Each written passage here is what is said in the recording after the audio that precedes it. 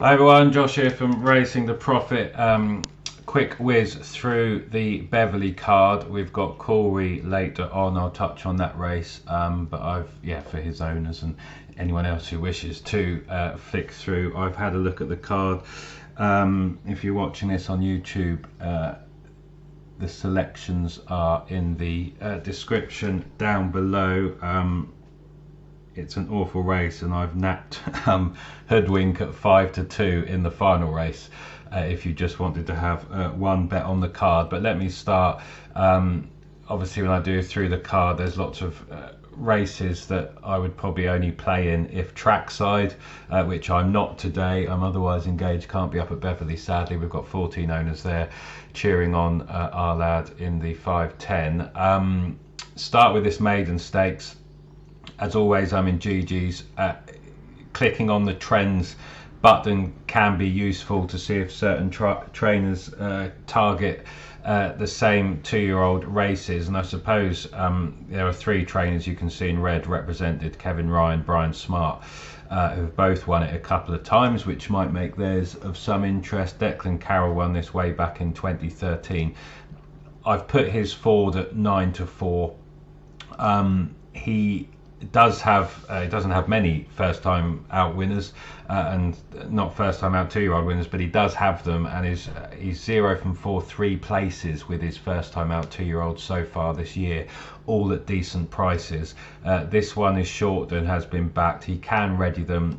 I suppose what interested me most was the money.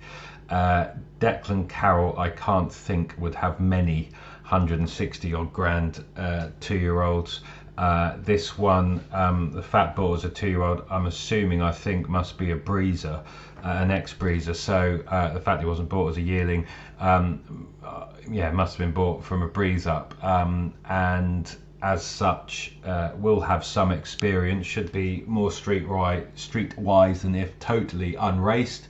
Fairly well bred, must have done okay on the clock. Blue Points have been doing well.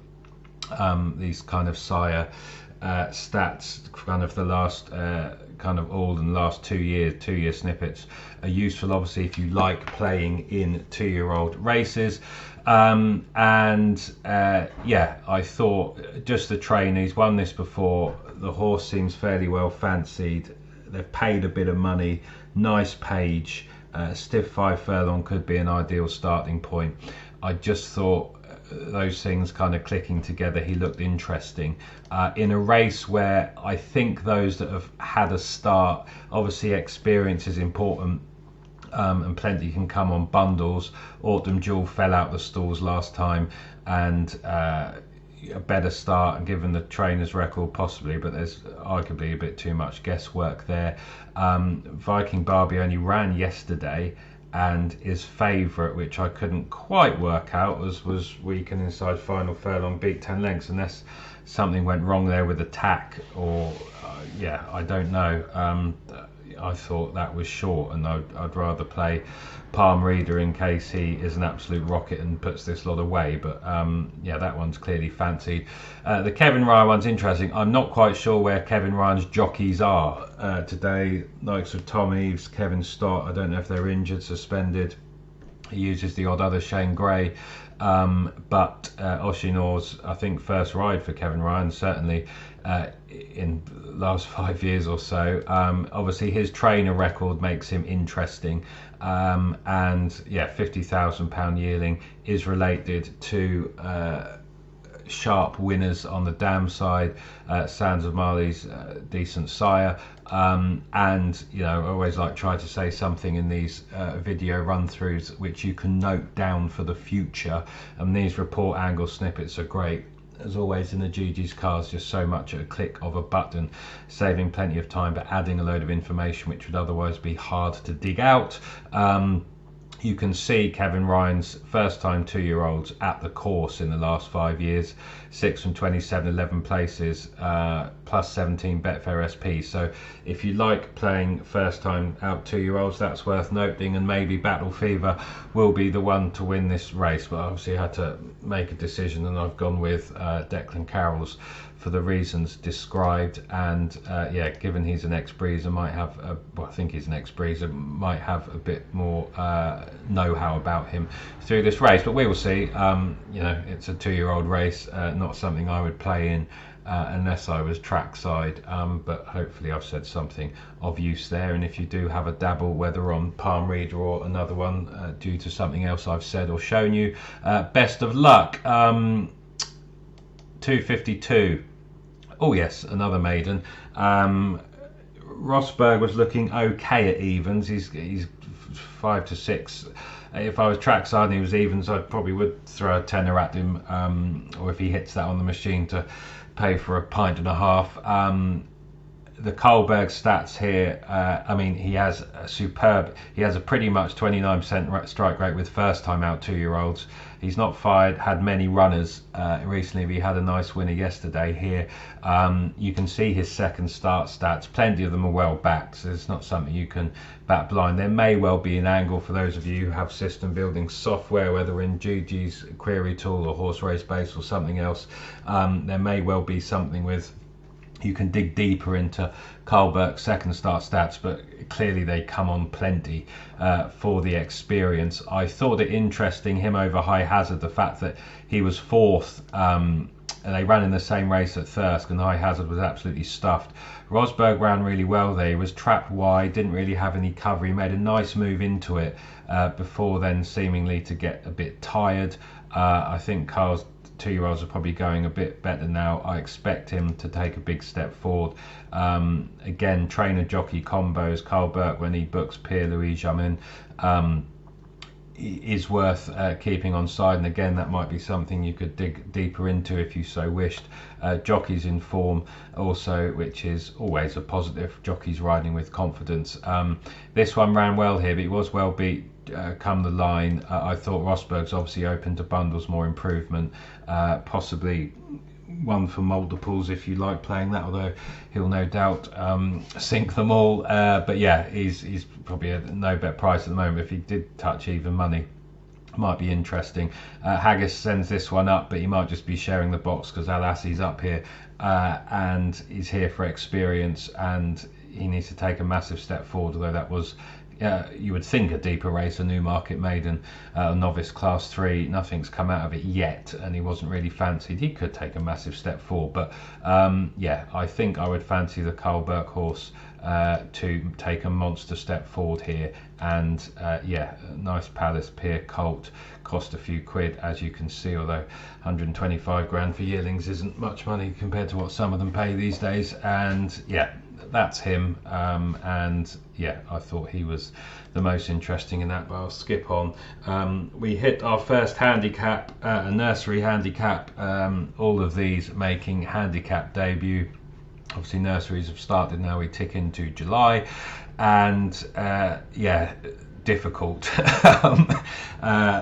No strong view really. I thought Farndale, I'll be honest, I kind of have taken looks at the market through here, and this one's been nibbled from kind of 8s into 13 to 2 already. I thought that was interesting. I did watch his Leicester race. He did travel well and he ran okay in that. That has produced a winner. He then ran 5 days later. It's always worth looking at the days between runs. Sent off 10 to 1. They may well have decided after the first 2 starts, let's just try and get the lowest handicap mark we can. And he ran 5 days later. Maybe Chester didn't suit, maybe Good to Soft didn't suit. Is his first run on Good to Firm, which is interesting. That is a possible reason for a step forward. The slight negative, the sires only had 11 runners so far, none have placed, but this one is related to some winners, and they stayed. There's a slight step up in trip. It's a stiffer track, 7.5 furlongs, and Tim Easterby does have nursery winners and nursery handicap debut winners. He doesn't have many. I suppose the yard form for Tim, a kind of 18.5 strike rate in the last 14 days, is very, very good compared to his yearly average. Does well with Sean Caranon. And yeah, it's a kind of stick a pin in job, I suppose. Hardly confident. Admittedly, I did start with Happy Humpo, who only cost £1,000. The yard form is decent, as you can see there. Only had one runner at the track before. This is worth noting. Charlie Clover's first starts in a handicap the last 2 years, 3 from 12, 4 places plus 37 Betfair SP. So that's another little micro angle which might develop over time. You know, having shown you these stats, you might think Happy Humpo's the bet at 9 to 2, sorry. Maybe if I was trackside, I'd chuck a fiver at both for interest. And yeah, you can see Kieran Fallon rides this place very well also. And I did look, he was thumped at Chester, but those horses in front and competing near the front are kind of 75, 80 horses, most of them. 4 winners have come out of it, I think all in front of him. Did shape okay. He was very well beat during the line. This was a fairly quick turnaround as well when beaten at Lingfield. Maybe didn't like the all-weather. 30-day break, first time cheek pieces. Maybe I'll regret changing my mind, but I just thought, yeah, given the Easterby form, these RPRs here were a bit higher, although obviously they're open to improvement. And yeah, I thought on handicap debut with 21-day break, up at a course with the yard going well, given how he did travel and move fairly well in that Leicester race, back on fast ground here, I wondered if we might see a step forward, and I did take account of those nibbles in the market, as I said, which could be tipster money and nothing to do with connections at all. Emerald Bay's the favourite. He might well blow them away. You can see George Scott generally does well with first time handicappers, and this one takes a big step up, well, fairly big step up in trip, certainly from last start. Windsor, they have produced the odd win. He hasn't shown loads as yet, but he cost 42 grand yearling, and he's bred to stay. There's loads of stamina on the dam side, so clearly this one might get better the further he goes up in trip, and he takes a step up in trip here. I can kind of see why favourite, but it seems short enough on the balance of form. What they've done, I was happy to take on Ellison's form. He hardly has any handicap debutant winners here. Last 2 years, over from 39, 4 places. That stat was enough at 9 to 4 for me to oppose him, and if he now makes all, which is possible with his experience, then so be it. He is interesting from a pace angle, but yeah, it's a very tricky race, and if you weren't trackside, you probably wouldn't play in it in truth. But yeah, with any luck, I may have said something interesting there, but clearly not a strong selection. But 13 to 2 is probably worth a little nibble for those going racing, as he could take a big step forward, as all of these could do now, into handicap or nursery handicap company. Let's rattle on. I don't need to say much about this race. Clearly, if Aasy turns up and he builds on his return in April, he's a Group 3 winner, dropping into listed race. He's going to be very, very hard to beat here. He's 1 to 2. The rest of them clearly need him to not run his race for whatever reason.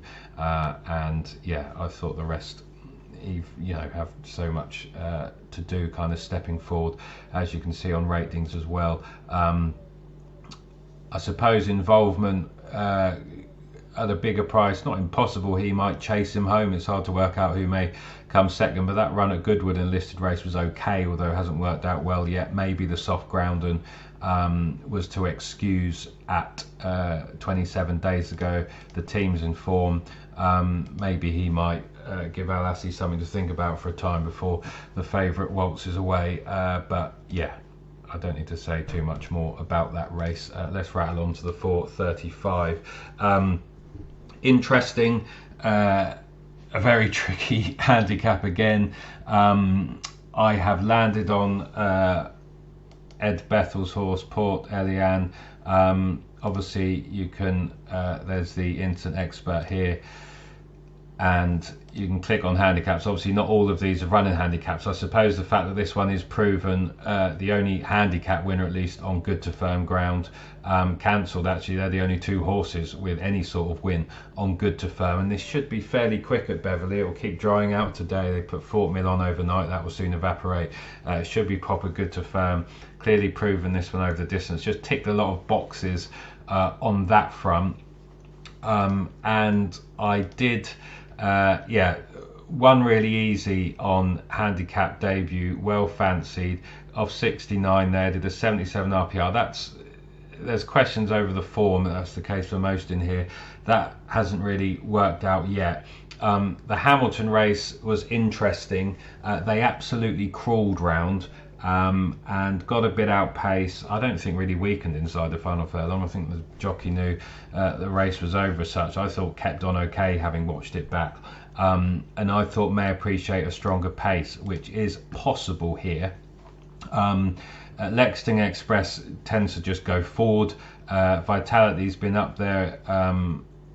Hugo Palmer's has been up there. There's some other pace pushes as well. Come on, Eilian did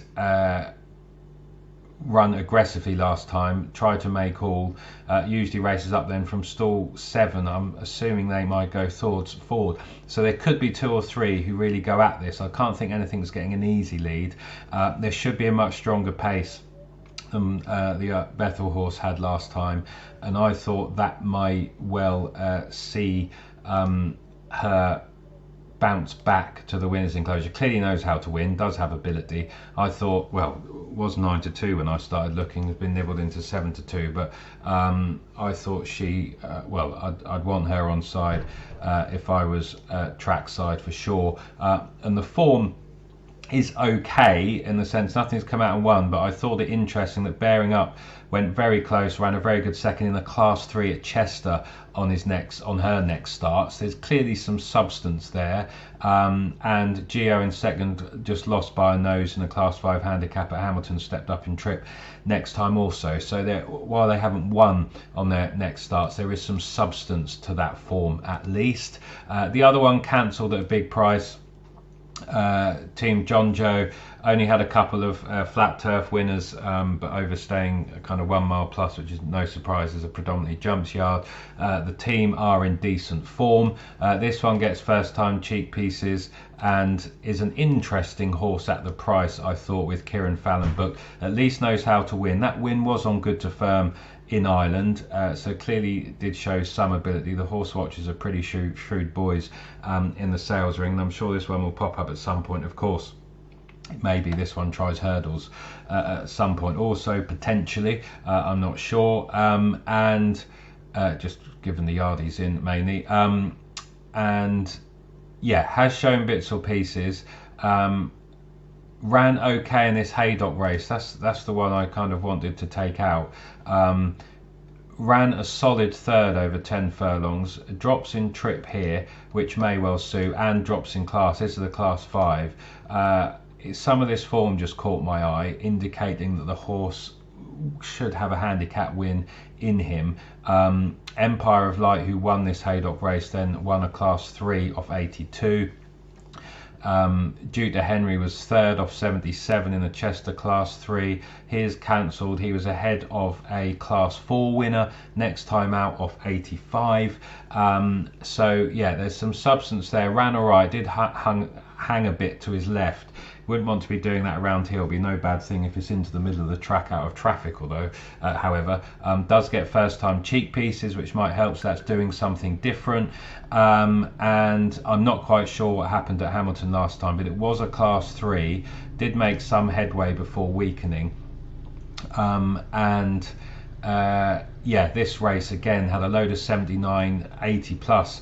The third ran really well in the really deep handicap at Royal Ascot, and the other ones have placed as well. So that maybe wasn't as bad as runs it looks on paper. Drops 2 classes here. Like I said, first time cheek pieces, has shown a bit. If it got back to that Haydock form, I thought would outrun his odds. Is drawn wide, but will be dropped in. And like I said, there is a fair bit of pace on here.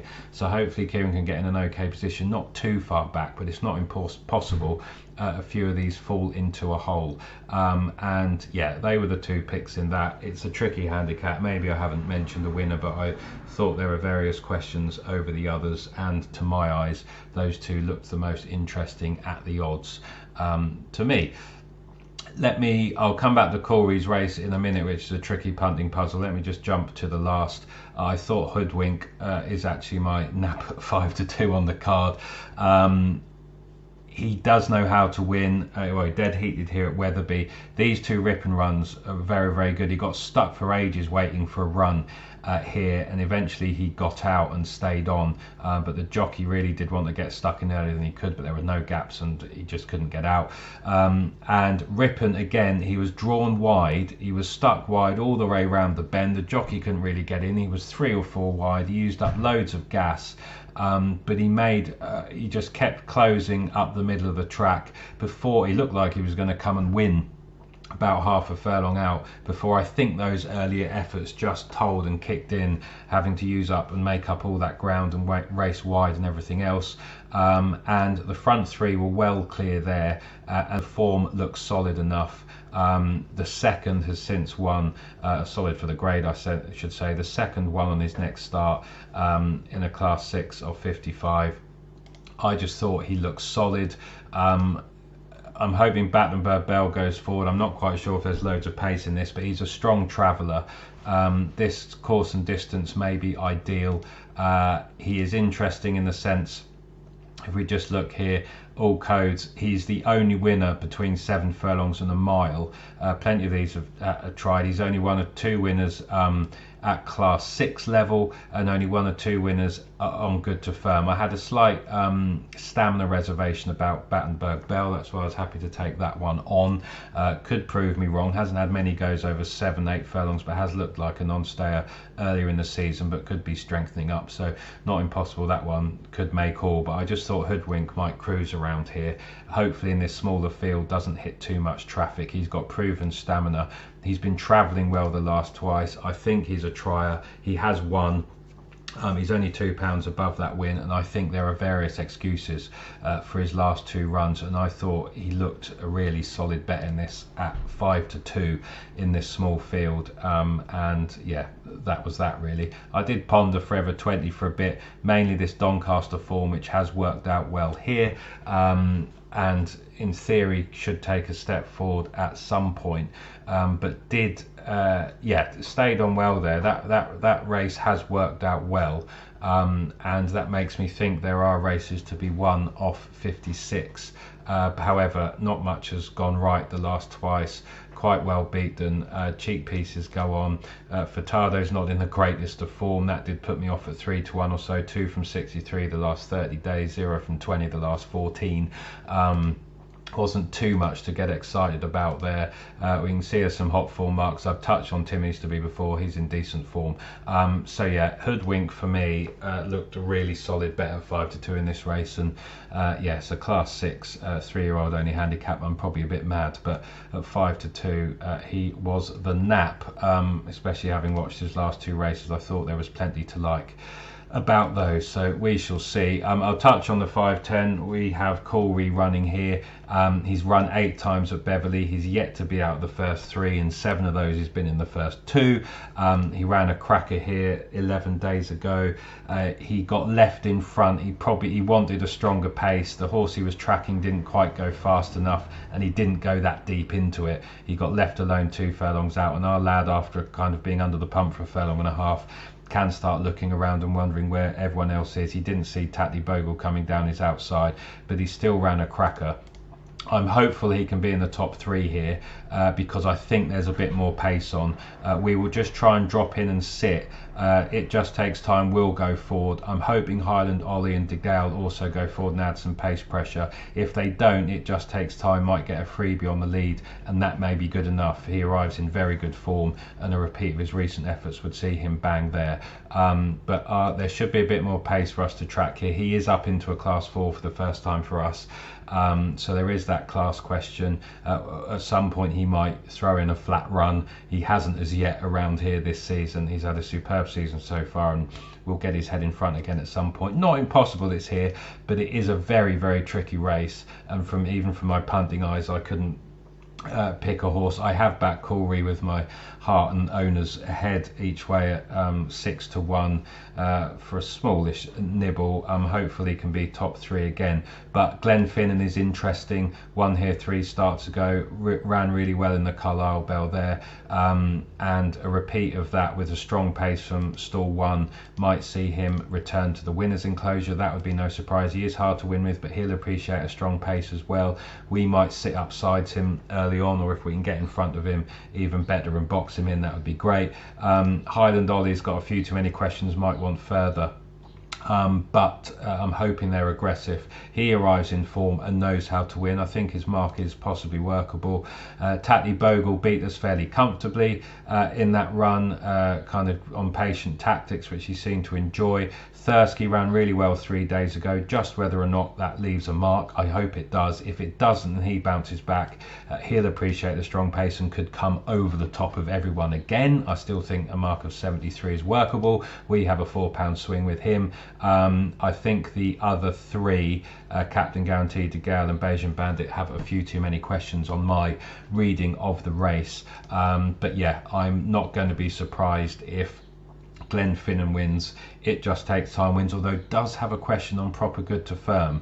Whether or not he puts down on it late on, I'm not sure. Has won over the course and distance 3 times actually, and does like it here and likes this hill.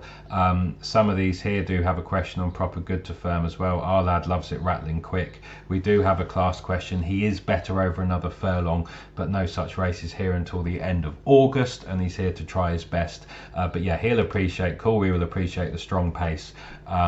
Hopefully gets the gaps and can get taken into the race a bit longer than he did last time. And if he runs his usual Beverley into his Beverley best, I do think he will be thereabouts, but it's hard to be confident. His mark's been nudged up another £1, and like I said, you can make strong cases for Tatley Bogle, Glenfinnan, and It Just Takes Time on my reading, and Highland Ollie could be thereabouts as well. So from a serious punting perspective, you could argue it looks a bit too tricky and a bit too difficult, hence why I haven't really put forward a horse in the race. But with any luck, you'll hear me screaming if Coolree can win. But if he can be thereabouts, some decent place money, prize money up for grabs in the places, but yeah, he'll be trying his best, so fingers crossed. Sam's in very good form, which is worth noting more generally. 30% strike rate in the last 30 days, superb yard, do very well with the horses they have, and yeah, what else can I say that's interesting? Grant Chua has started to hit some form in the last 14 days, having had a very quiet time of it up until now. So he's a trainer worth keeping an eye on in the next 2 weeks, in my opinion. Hopefully not with Highland Ollie here, but that's something to note moving forward if you like tracking trainer form as well. So with that said, hopefully I've said something interesting in this video. It's gone on 27 minutes. If you got to the end, very, very well done. Probably not many of you will. But yeah, thanks for watching. Thanks for listening. Hopefully I've said something interesting there, and best of luck if backing anything I've mentioned today, and more generally on what is always a tricky Saturday. This is Josh saying bye for now. Cheers.